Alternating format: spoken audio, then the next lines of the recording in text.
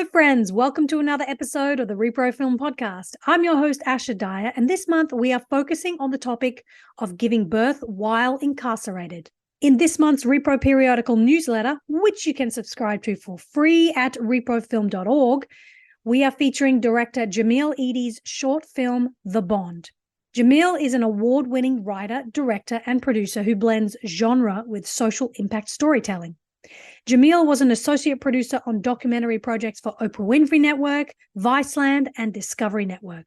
Her short films have played at over 50 film festivals worldwide. The Bond documents the plight of lead character Aria, a young woman who is pregnant and incarcerated, fighting for her most precious connection against a system designed to isolate her. She's hoping to secure a spot in the prison's nursery program for her baby so that she does not have to be separated from her child after giving birth.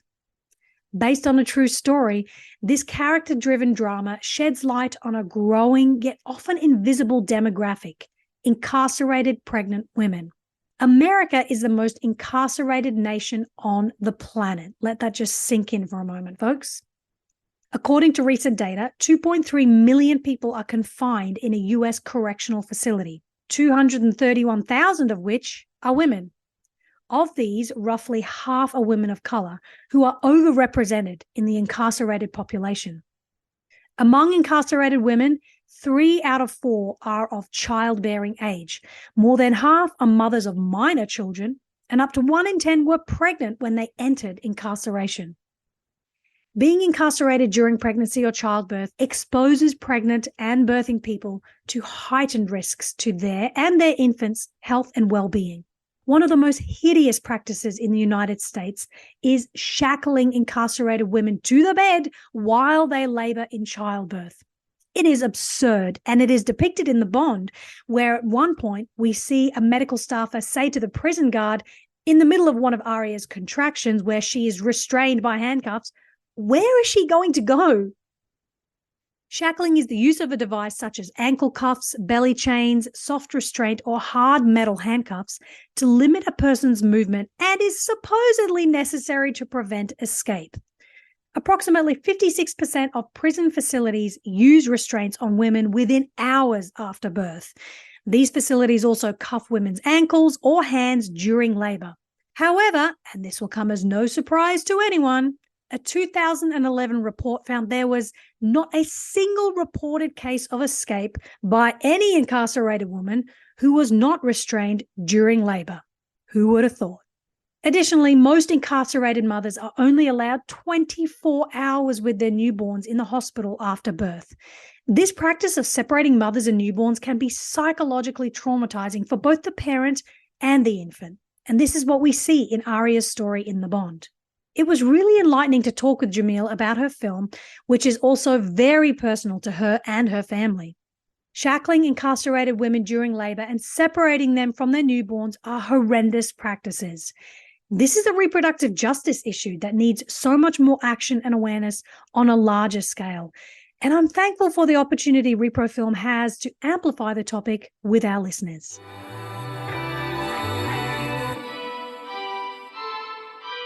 Jahmil Eady, it's so lovely to be chatting with you today. Welcome to the Repro Film Podcast.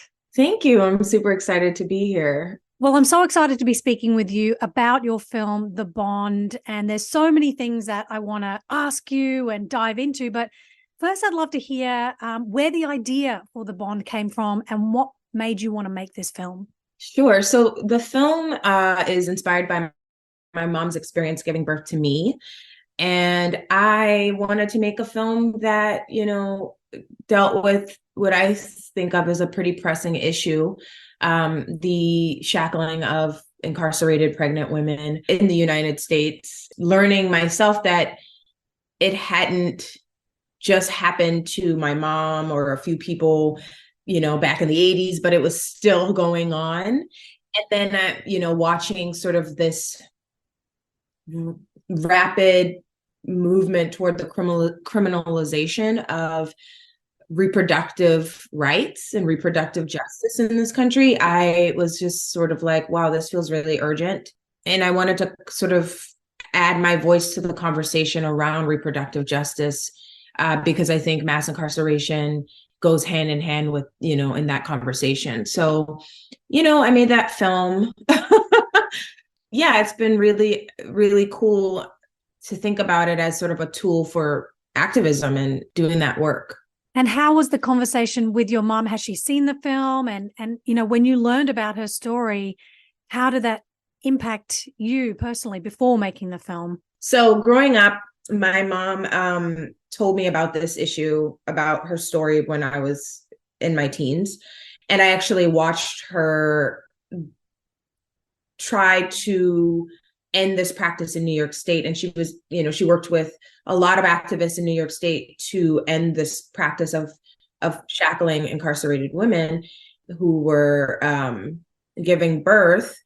They were all very successful, right? And she actually took me with her up to Albany, and we, would do this activism work together, right? But I didn't really understand that her experience until I got older. And, I went back to her and I sat with her and I interviewed her about her experience. And then, a few years later, I decided to make this film, and I wrote it and I did, a lot of research, because I also didn't want this film to be a biographical sort of rehashing of her experience. I wanted this film to feel nuanced. I wanted it to feel healing. And I also didn't want it to be sort of this re-traumatizing experience for her or people who experience this issue. And so, I did a lot of research on other representations of women who were giving birth behind bars. I found that often the stories were sensationalized and sometimes even exploitative, right? I did a lot of reading legislation and books by doctors who were working within this sector, who were helping women who were, incarcerated and birthing people who were incarcerated, because I wanted to tell a story that I felt gave a snapshot of the entire system and the entire issue, or that villainized individuals within the system, right? Even, officers and, people like that, because it really is the system, right? So my mom was very happy with it. We've actually had a really cool time, with this film since it's been made. We've gone to festivals together, film festivals together. We've spoken on panels together, really, because this film is meant to be a tool, not just for talking about anti-shackling and the issues of giving birth behind bars, but it is also a way for people who have shame and feel stigma to find one another, and who have been sort of suffering in silence and having all this shame and silence. It's a tool for connection and for us to find one another. And the reality is in a country where millions of people are impacted by, the carceral system, there are so many of us out there, but, we're just not talking about it, right? And these things happen in the dark and happen, inherently it's hidden. And so having this film that we can use as a tool for outreach and community building has been really wonderful for our relationship, my mother and me, but also for, the community as a whole. And what a wonderful way to give your mother a voice to share her experience, albeit adapted for the film, and then by proxy giving voice to many other people who've been through that. I love that. It's such a wonderful full circle moment, just, hearing you speak about that. What have been some of the most surprising or emotional reactions to the Bond from audiences as it's been screening, as you've shared it, and as you've spoken to people about it? When I think about one of the more impactful experiences I've had, my mom and I screened the film and spoke on a panel at the Free Her conference. That is an abolition organization centered on ending the mass incarceration of women and girls. The organization brings women and their families and their children who've been impacted by the carceral system together for a weekend. And that's the community that we want to reach, right? We want people to see themselves reflected on screen. We want to see them humanized on screen. And so being able to show this film I think that was one of the most impactful experiences. You know, making films about a personal issue like what you've done can require a certain level of vulnerability. And how are you able to balance that while making this film? You know, were you constantly switching between thinking about your mother's experience as well as your filmmaker hat on? Like, how did you balance that? People are always vulnerable when they're doing this work, right? We're putting ourselves in our work. And I think of filmmaking in particular as a tool for healing and as a tool for sort of forging connection. And so I think the vulnerability kind of comes with it. When I started to make the film, I knew that even though I was putting my mom's story in there and I was putting myself in there, I also wanted it to represent the larger issue. And so I was able to sort of to depersonalize it a little bit, because every person in the film, every character in the film, including the officer, including the doctor, her cellmate, they were all in there. You know, in the process of making the film, I was focusing on how do I make these characters feel layered and nuanced, right? I'm also working with a large team, right? I have these amazing collaborators who are putting themselves in the film in various ways and bringing their own gifts and talents and perspectives. Project becomes much larger than just me and my mom, right? And then there's also this concept of like the bond as being this like tool for forging bonds for the larger community. And so it very quickly didn't feel like it was just me doing this really vulnerable thing. It's like sort of a larger project. I love the layers in the term, the bond. I mean, you're talking about the bond between a mother and the newborn, but also the bond between the community that you're showing this film to, and, you know, the connection that they're able to make with more people and other people who have been through that same system. So I love that. Since making the film, I've met so many people who have been impacted or who share my same experience and my mom's same experience, right? And it's been really wonderful to sort of chip away at stigma and shame. 80% of the women who will be jailed in the next year are mothers, right? And 55,000 women will be pregnant when they're arrested, not convicted, just arrested, right? We're talking about very large numbers of people, and therefore we're talking about many of us who are impacted in this country, right? And so the more we can talk about it, and the more we can sort of release shame or stigma, the faster we can do the work of ending these practices and healing people and building a more just and restorative system. And when I talk about like restorative justice, I'm talking about like the system of true rehabilitation to make sure that people have what they need. Well, talking about making progress and change, although this happened many years ago to your mom, like you mentioned, it is still happening today across America. I'd love to know, has there been any change in the way pregnant, incarcerated mothers are being treated? What are some of the laws that you've seen that have changed? I love that you mentioned that your mom was involved in changing legislation. Tell me about some of the others. As a teen, I watched my mom doing this work, but I didn't really understand, the importance of it. As I've gotten older and I've, sort of started looking back and doing my own research, I see that this is a sort of a state by state issue, right? So yeah, in the last few years, though, there have been some movement. There's been some really powerful anti-shackling legislation that's come out in recent years. There's Georgia, Minnesota, and currently Wisconsin is working to pass the Dignity for Incarcerated Women and Girls bill. What's really cool about this bill that's being passed in Wisconsin is that it's a restorative justice bill. It's not just working to end the practice of shackling, but it's also adding all these programs and support systems for people. So there's a doula program for pre and postpartum care. There's information and education around pregnancy and labor, and there's healthcare services for new moms. There's addiction and mental health services. And so essentially it's resources for people who are transitioning out of the carceral system. This program in Wisconsin would be sort of modeled off of an earlier program that was created in Minnesota. Minnesota has something called the Minnesota Prison Doula Program. It's this kind of restorative justice work that we think is really important. It's creating systems that work to help people and support people and make sure that we lower the recidivism rates and that we keep families together and that we help people become self-sustaining and thriving members of their community, right? And not just this current system that we have that's penal and, you know what I mean, just punitive. Yes.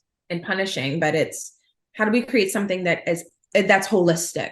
There is some really amazing work being done across the United States and across the anti-shackling movement. You know, even when the legislation is passed, there's also an issue of making sure that it's enforced, right? And making sure that the officers and healthcare providers know about this and know the proper way of caring for incarcerated individuals.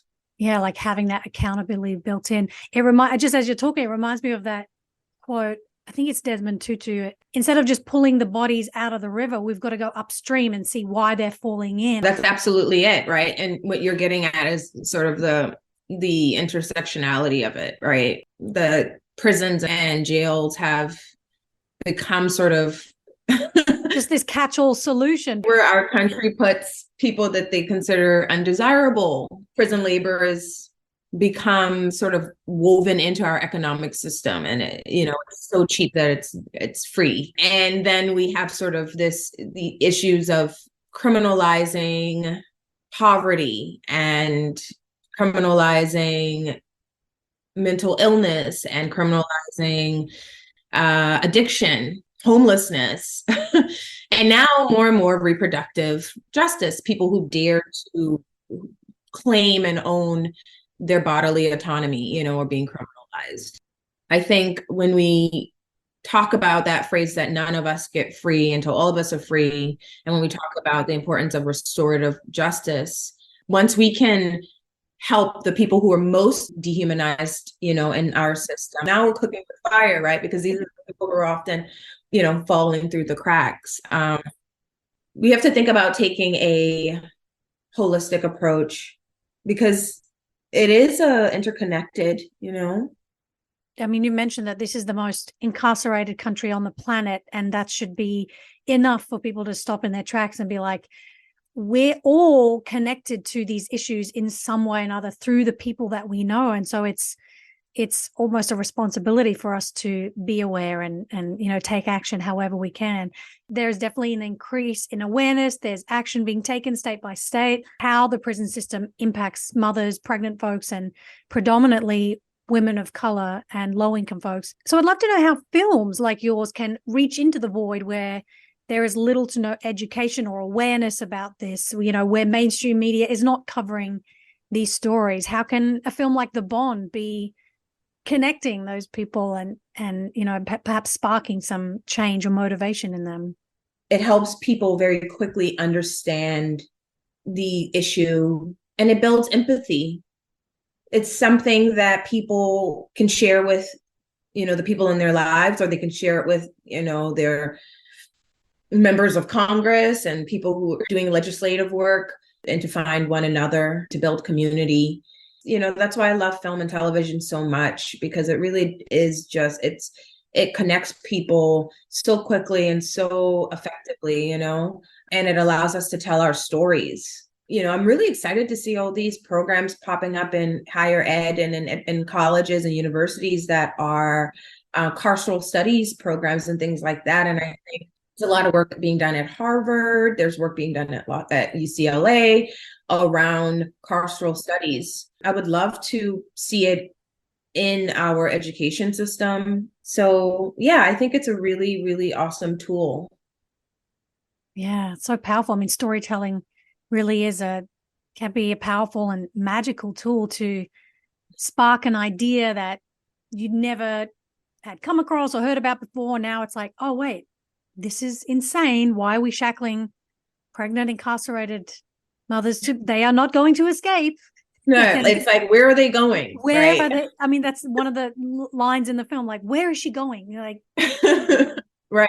I've given birth twice in a hospital setting, and I can tell you, we ain't going nowhere during that time. Absolutely not. And also, I kind of feel like if you're badass enough to get out of there while you're gonna okay, you've earned it. Like, have at it. How far are you going to go? You're probably just going to go to the bathroom, and that's where you'll collapse, because that's as far as I made it. Yeah, and it's just like a needlessly, like, what you're getting at is that it's just like needless, and it's dangerous to boot, right? Yeah. It can, interfere with appropriate health, medical care.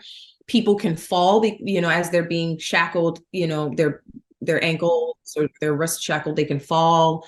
There's just a lot of needless danger involved in this practice. It's really great to see that, more and more people are talking about it across the United States. The anti-shackling movement is getting even more attention.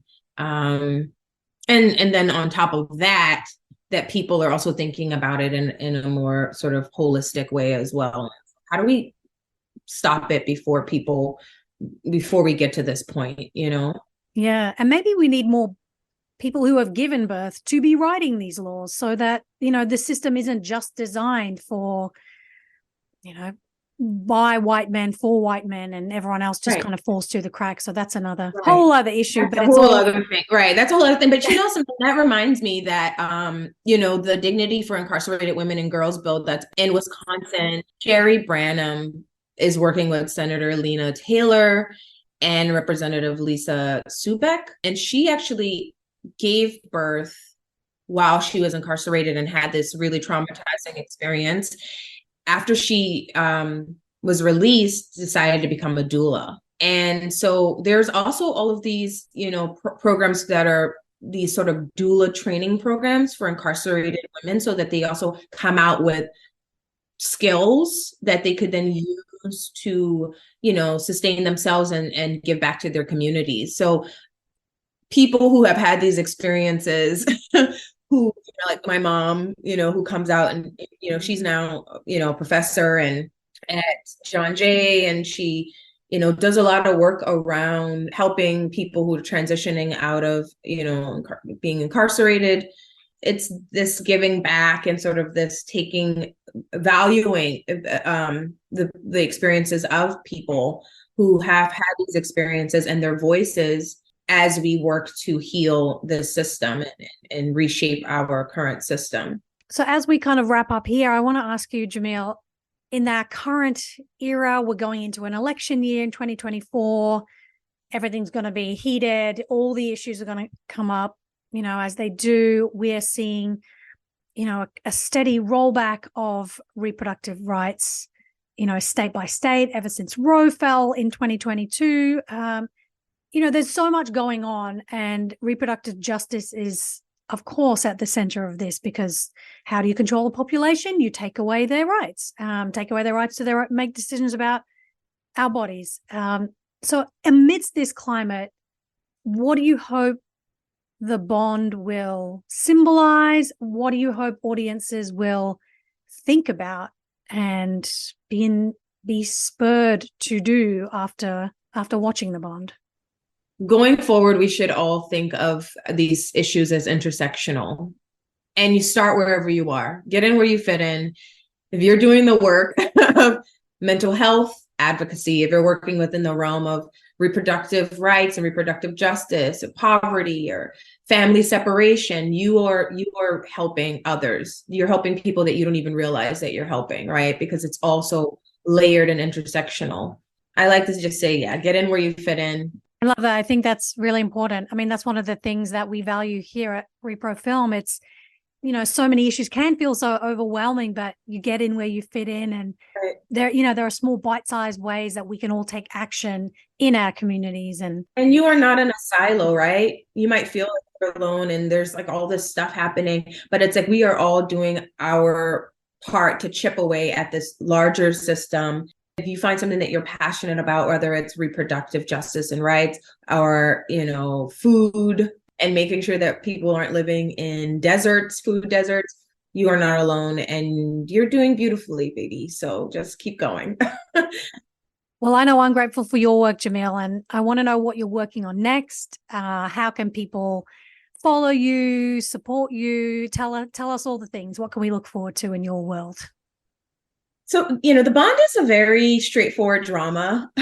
I generally love to genre blend. And I tend to work in genres like sci-fi, fantasy, horror. I like to say that I tell genre stories for social impact.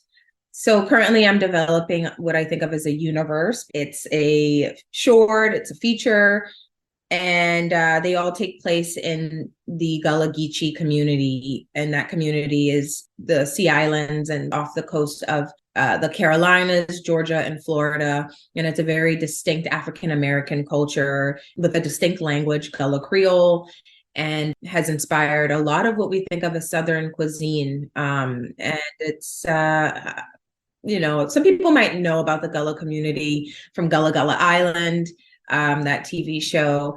But my projects all sort of take place in this realm, and I use horror and sci-fi and fantasy and all these other elements to explore issues of displacement and environmental issues. And just really excited to, release these projects. And you can follow me at JDirects on Instagram and Twitter.